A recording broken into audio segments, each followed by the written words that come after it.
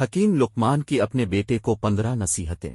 اے میرے بیٹے، میں نے زندگی میں لوہا اور پتھر سب اٹھائے، لیکن قرض سے زیادہ بوجھل چیز کوئی نہیں اٹھائی، اس لیے اپنی زندگی میں جتنا ہو سکے قرض سے بچنا۔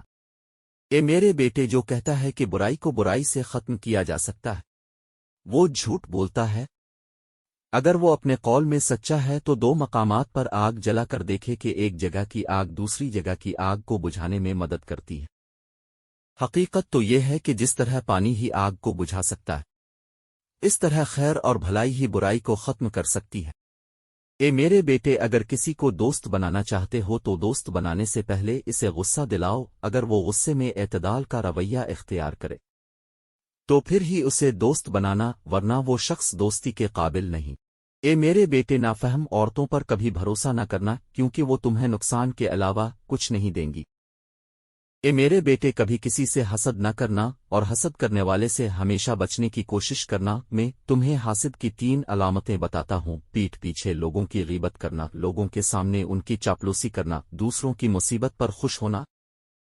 اے میرے بیٹے، جاہل لوگوں سے دوری اختیار کرنا، ان کی محبت سے پرہیز کرو، ایسا نہ ہو کہ وہ تمہیں بھی اپنے جیسا بنا لیں۔ کسی کو لوگوں کے سامنے کبھی بھی شرمندہ نہ کرو، اگر اصلاح کرنا مقصود ہو تو اکیلے میں کرو۔ میں نے زندگی میں بولنے پر کئی بار افسوس کیا، لیکن خاموش رہنے پر مجھے کبھی بھی افسوس نہیں ہوا۔ میں نے عقل بے وقوفوں سے سیکھی ہے، جن کاموں سے وہ نقصان اٹھاتے تھے میں ان سے پرہیز کرتا تھا۔ اے میرے بیٹے، اللہ کی زمین پر اکڑ کر نہ چلو، کیونکہ اللہ تعالیٰ مغرور اور اکڑنے والوں کو پسند نہیں کرتا۔ رفتار میں ہمیشہ میانہ روی اختیار کرو، گفتگو کے دوران آواز ہمیشہ نرم رکھو، کیونکہ چیخنا چلانا انسانوں کا کام نہیں ہے۔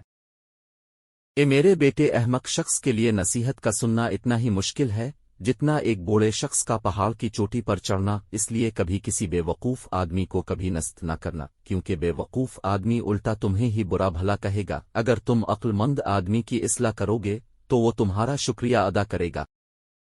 اللہ کو یاد رکھنا اور اپنی موت کو یاد رکھنا۔ کسی کے ساتھ اچھائی یا بھلائی کرو تو اسے بھول جانا، اگر کوئی تمہارے ساتھ برائی کرے تو اسے بھی بھول جانا۔ ہمیشہ کم کھاؤ، بھوک رکھ کر کھاؤ، کیونکہ جب معدہ خوراک سے بھر جاتا ہے تو دماغ سو جاتا ہے۔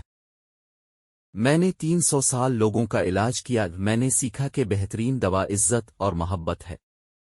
کسی نے پوچھا کہ دوا اثر نہ کرے تو حکیم لقمان نے کہا کہ دوا کی مقدار بڑھا دو۔ FASPA TV. Subscribe, like, share.